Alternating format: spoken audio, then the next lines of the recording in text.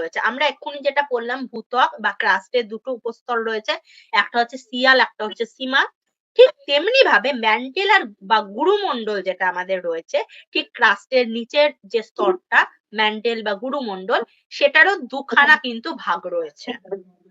একটা হচ্ছে প্রোফেসিমা, একটা হচ্ছে নিফেসিমা। প্রোফেসিমা হচ্ছে ঊর্ধ্ব গুরুমণ্ডল আর নিফেসিমা হচ্ছে নিম্ন গুরুমণ্ডল। ঠিক আছে, গুরুমণ্ডলেরও দুটো ভাগ রয়েছে। ভূত্বক শেষ হচ্ছে, গুরুমণ্ডলে শুরু হচ্ছে। ঠিক আছে, বেশ অনেকটা অব্দি কিন্তু প্রায় 3000 4000 অব্দি এইটা বিস্তৃত, মানে 4000 কিলোমিটার অব্দি এই গুরুমণ্ডল বা ম্যান্টেলটা রয়েছে, 4000 কিলোমিটার। ঠিক আছে, এখানে অনেকগুলো উপাদান আছে, সিলিকন থেকে, ম্যাগনেসিয়াম থেকে, লোহা, নিকেল, অনেক কিছু এখানে ধাতব পদার্থ রয়েছে, উপাদান রয়েছে। ঠিক আছে, গুরুমণ্ডলের দুটো ভাগ এক্ষুনি বলেছি, একটা হচ্ছে প্রোফেসিমা যেটাকে ঊর্ধ্ব গুরুমণ্ডল বলে, আর একটা হচ্ছে নিফেসিমা যেটাকে নিম্ন গুরুমণ্ডল বলে। ঠিক আছে, ভীষণ মোটা একটা স্তর এটা, গুরুমণ্ডল বা ম্যান্টেল যেটা আমরা পড়ছি সেটা ভীষণ ভীষণ মোটা একটা পুরু একটা স্তর কিন্তু। ঠিক আছে, আচ্ছা, এবার আমরা একটু ঊর্ধ্ব গুরুমণ্ডল নিম্ন গুরুমণ্ডল সম্পর্কে জেনে নেব। প্রতিটা স্তর সম্পর্কেই আমাদেরকে অল্প অল্প করে জানতে হবে। ঠিক আছে, সেটা হচ্ছে ঊর্ধ্ব গুরুমণ্ডল হচ্ছে মোটামুটি 500 কি 700 এইরকম কিলোমিটার অব্দি বিস্তৃতি লাভ করেছে। মোটামুটি 500ই ধরে রাখো, 500-600 অব্দি রয়েছে আমাদের ঊর্ধ্ব গুরুমণ্ডল। ঠিক আছে, অনেক নিচে, মানে ভূত্বক থেকে বেশ অনেকটা নিচে এই ঊর্ধ্ব গুরুমণ্ডলটা রয়েছে। ঠিক আছে, এখানে কি কি দেখা যায়, কেন এর নাম প্রোফেসিমা? আমি তো এতক্ষণ সিয়াল বা সীমা ওদের নাম কেন হয়েছে তোমাদেরকে বুঝিয়ে বললাম। সিলিকন ম্যাগনেসিয়ামের জন্য হচ্ছে সীমা, সিলিকন অ্যালুমিনিয়ামের জন্য সিয়াল, কিন্তু প্রোফেসিমা নিফেসিমা কেন? এদেরও উপাদানগুলো দিয়েই কিন্তু নামকরণটা করা হয়েছে। দেখো, ক্রোমিয়াম, ফেরাম, সিলিকন, ম্যাগনেসিয়াম, এই চারখানা পদার্থ বা উপাদান রয়েছে বলেই এই স্তরে এর নাম হচ্ছে প্রোফেসিমা। ক্রোমিয়ামের ক্রো, ফেরামের ফি, মনে রাখবে, দেখবে মনে থাকবে যে কোন কোন উপাদান রয়েছে। নামটা এমনি মনে থাকবে প্রোফেসিমা, কিন্তু কোন কোন উপাদান রয়েছে সেটা তোমাদের এই নামটা দেখলেই মনে পড়ে যাবে। একইভাবে নিফেসিমাও তাই, নিকেল, ফেরাম, সিলিকন, ম্যাগনেসিয়াম। শুধু এখানে ক্রোমিয়াম রয়েছে প্রোফেসিমাতে আর নিফেসিমাতে নিকেল রয়েছে, বাকি সবটা এক, তাই জন্য প্রোফেসিমা আর নিফেসিমা। ঠিক আছে, এই উপাদানগুলো দিয়েই এদের নামকরণ কিন্তু করা হয়েছে।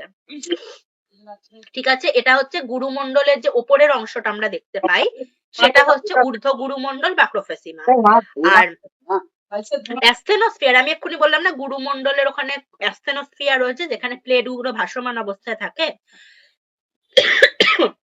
সেই অ্যাসথেনোস্ফিয়ারেরও নিচে এই নিম্ন গুরুমণ্ডল অবস্থান করেছে বা নিফেসিমা অবস্থান করেছে।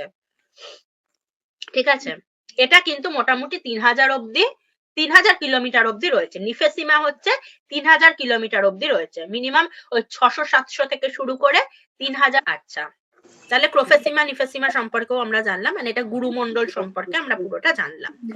নেক্সট যেটায় যাব, সব থেকে গভীর যেটা আমাদের জায়গা, কেন্দ্র বা কোর, যেটাকে মধ্যিখানের অংশটা, যেখানে উষ্ণতা থাকে হচ্ছে 5500 ডিগ্রি সেলসিয়াস। ঠিক আছে, আচ্ছা, এরপর এটা হচ্ছে পুরো একদম 6500 কিলোমিটার অব্দি বিস্তার লাভ করেছে, 6500 কিলোমিটার অব্দি বিস্তৃত। ঠিক আছে, এখানে কিন্তু সবই গলিত অবস্থায়, মানে এই যে আমরা এই উপাদানগুলোর নাম পড়ছি না, এই উপাদানগুলো কিন্তু ভেতরে এমনি থাকে না, সবই কিন্তু গলিত অবস্থা, মানে এত হিট ওখানে, এত উষ্ণতা, এত গরম যে উপাদানগুলো গলে গেছে, গলিত অবস্থাতেই রয়েছে। সেগুলোই অগ্নুৎপাতের সময় গলিত অবস্থাতেই সেগুলো বাইরে বেরিয়ে আসে ম্যাগমা রূপে, এসে জমাট বেঁধে নতুন শিলার সৃষ্টি করে, আগ্নেয় শিলার সৃষ্টি করে। ঠিক আছে, তো সেটাই বলছিলাম যে সেগুলো প্রতিটা উপাদানে কি হচ্ছে, গলিত অবস্থায় সেখানে রয়েছে। ঠিক আছে, বাইরে যখন বেরিয়ে আসে অগ্নুৎপাতের সময়, তখন বাইরের টেম্পারেচারের সংস্পর্শে এসে তারা কি করে, তাদের ভেতরের যে গরমটা থাকে সেটাকে আস্তে আস্তে নিঃসরণ করে, মানে সেটা থেকে আস্তে আস্তে বেরিয়ে আসে, এখানকার টেম্পারেচারের সাথে মানাতে গিয়ে শক্ত হয়ে যায় ধীরে ধীরে।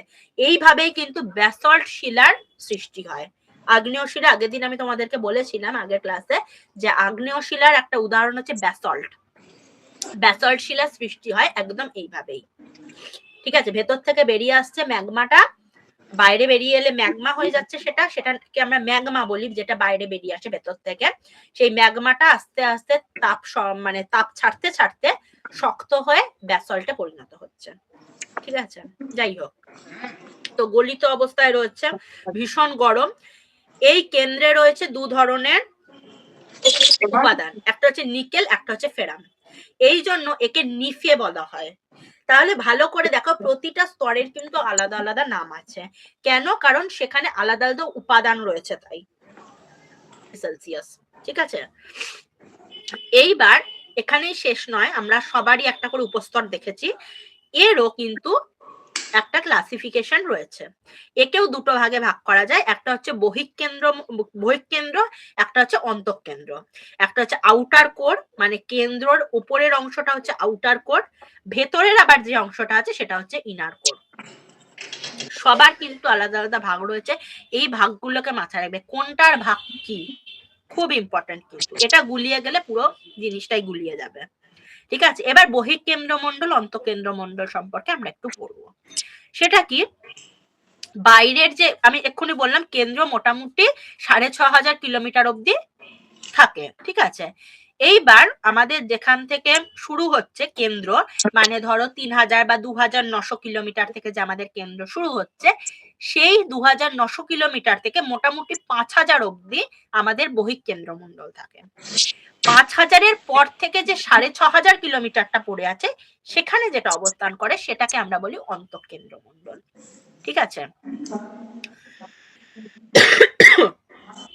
এবার বলি, এই যে বহিঃকেন্দ্রমণ্ডল, আমি এক্ষুনি বললাম যে নিকেল আর ফেরাম বা লোহা যেটাকে আমরা বলি, এই দুটোই থাকে।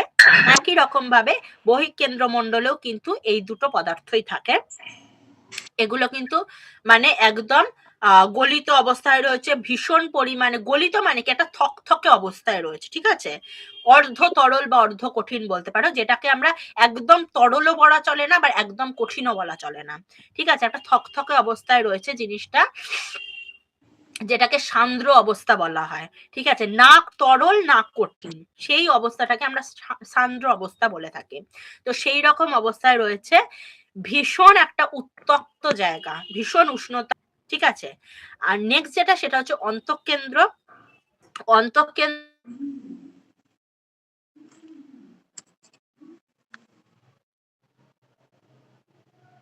অন্তঃকেন্দ্র।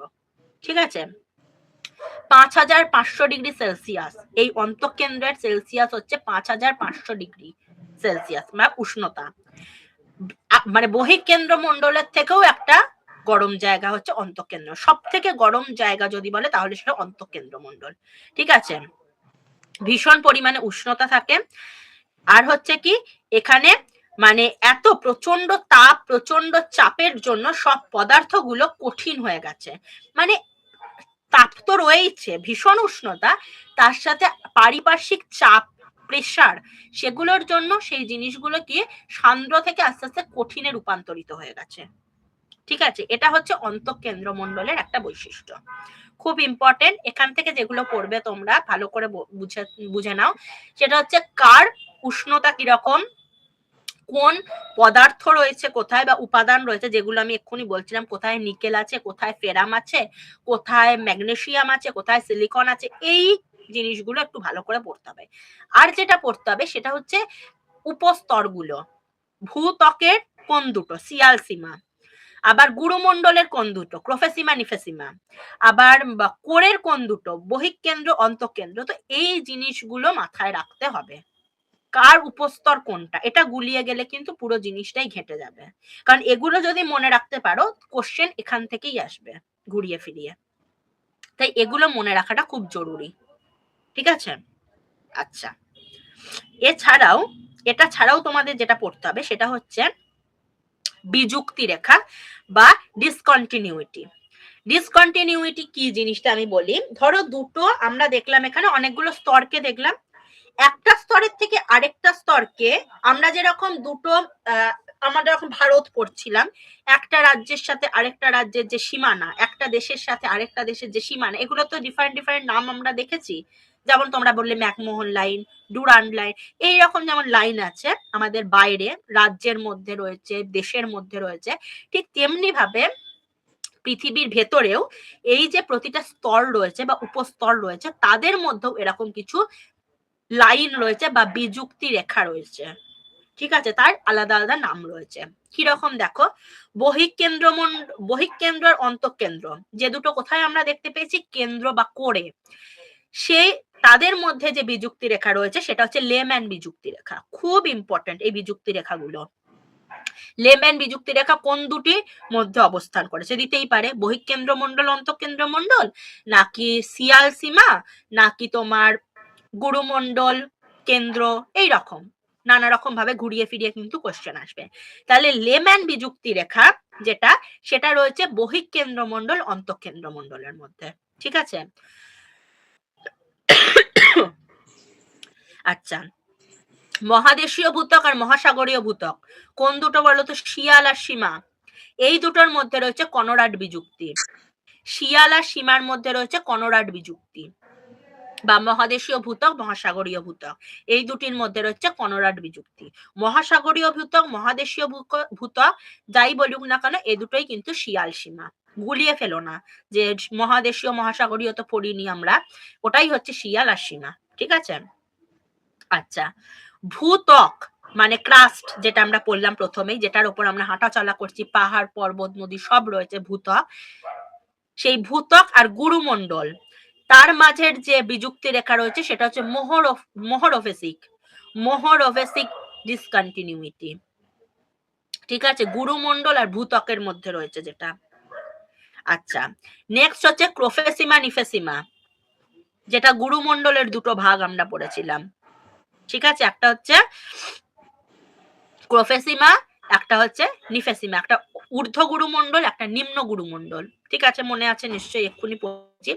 সেই দুটোর মধ্যে রয়েছে হচ্ছে কি, রেপিটি বিযুক্তি রেখা। সেই দুটোর মধ্যে ক্রোফেসিমা আর নিফেসিমার মধ্যে রয়েছে রেপিটি বিযুক্তি রেখা। তাহলে আরেকবার বলে দিই, বহিঃকেন্দ্র অন্তঃকেন্দ্রের মধ্যে রয়েছে লেম্যান, মহাদেশীয় ভূত্বক, মহাসাগরীয় ভূত্বক বা সিয়াল সীমা, এই দুটোর মধ্যে রয়েছে কনরাড বিযুক্তি রেখা। ভূত্বক গুরুমন্ডল, তাদের মধ্যে রয়েছে মোহরোভেসিক বিযুক্তি রেখা। ক্রোফেসিমা নিফেসিমা, এই দুটোর মধ্যে রয়েছে রেপিটি বিযুক্তি রেখা, যে দুটো হচ্ছে ঊর্ধ্ব গুরুমন্ডল আর নিম্ন গুরুমন্ডল, ক্রোফেসিমা নিফেসিমা, তাদের মাঝে রয়েছে হচ্ছে রেপিটিভ বিযুক্তি রেখা।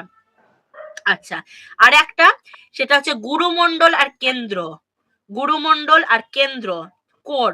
ঠিক আছে, ম্যান্টেল আর কোর দুটো পড়িয়েছিলাম, তিনটে ছিল স্তর, ভূত্বক, ম্যান্টেল বা গুরুমন্ডল, একটা হচ্ছে কেন্দ্র বা কোর। এই গুরুমন্ডল বা কেন্দ্র, এই দুটোর মাঝে রয়েছে হচ্ছে গুটেনবার্গ বিযুক্তি রেখা। এই দুটোর মধ্যে রয়েছে গুটেনবার্গ বিযুক্তি রেখা, এখানে বটা পড়েনি, গুটেনবার্গ আছে, ইংলিশ নামটা দেখলে বুঝতে, বা এখানেও লেখা আছে দেখো গুটেনবার্গ বিযুক্তি রেখা, এখানে বটা পড়েনি। যাই হোক, এটা হচ্ছে একটু খাতায় লিখে নাও তোমরা, গুরুমন্ডল আর কেন্দ্রের মধ্যে রয়েছে গুটেনবার্গ বিযুক্তি রেখা। ঠিক আছে, গুটেনবার্গ বিযুক্তি রেখা। এই বিযুক্তি রেখাগুলো একদম জলের মতন মুখস্থ করে ফেলতে হবে কিন্তু।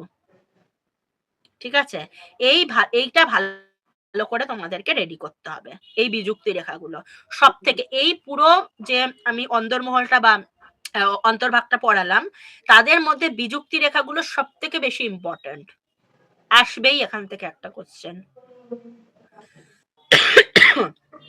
আচ্ছা,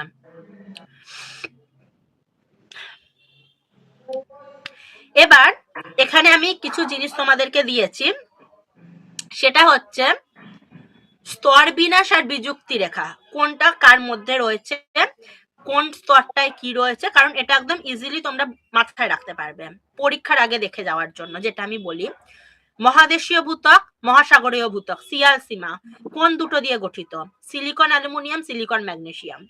গুরুমণ্ডলের মধ্যে ঊর্ধ্ব গুরুমণ্ডল, নিম্ন গুরুমণ্ডল, একটা হচ্ছে প্রোফেসিমা, একটা হচ্ছে নিফেসিমা। কোন কোন জিনিস দিয়ে উপাদান দিয়ে গঠিত? কেন্দ্রের মধ্যে বহিঃকেন্দ্র, অন্তঃকেন্দ্র। কেন্দ্রর আরেকটা নাম হচ্ছে নিফে। নিকেল আর লোহা দিয়ে গঠিত বলে আমরা একে বলেছি নিফে। নিকেল আর ফেরাম দিয়ে গঠিত, লোহা বা ফেরাম যাই হোক, তো এটা হচ্ছে নিফে। ঠিক আছে, এই নামগুলো কোন কোন রাসায়নিক উপাদান দিয়ে গঠিত তাদের আলাদা আলাদা যে নামগুলো রয়েছে সেগুলো মনে রাখতে হবে। আর বিযুক্তি রেখার মধ্যে যেটা দিয়েছি সেটা হচ্ছে কোন বিযুক্তি রেখা কোন কোন স্তরের মধ্যে আছে। কনরাড কোনটার মধ্যে রয়েছে? সিয়ালসিমার মধ্যে। মোহরোভেসিক কার মধ্যে রয়েছে? রেপিটি কার মধ্যে রয়েছে? গুটেনবার্গ কার মধ্যে রয়েছে? লেম্যান কার মধ্যে রয়েছে? যখন পরীক্ষার আগের দিন আমরা তো পুরো পড়তে পারি না, তখন এই ছোট ছোট জায়গাগুলো শুধু দেখে যাবে, দেখবে তাহলে পুরো জায়গাটাই রেডি হয়ে গেছে। পুরোটা তো আমরা প্রথম চোটে পড়ে নিচ্ছি, কিন্তু যখন একদম এক্সামের সময় এসে যাবে, এক্সামের আগের দিন আমরা পুরো পড়তে পারি না, শুধু এই এক নজরে আমি যেই পয়েন্টগুলো দিয়ে রাখি ওগুলো ভালো করে দেখে গেলেই দেখবে ওখান থেকেই বেশিরভাগটা চলে এসছে। কিন্তু কনসেপ্ট ক্লিয়ারের জন্য প্রথমেই তোমাদেরকে ভালো করে নোটসটাকে পড়ে নিতে হবে। ঠিক আছে, চলো, কারুর কোনো অসুবিধা থাকলে বলো।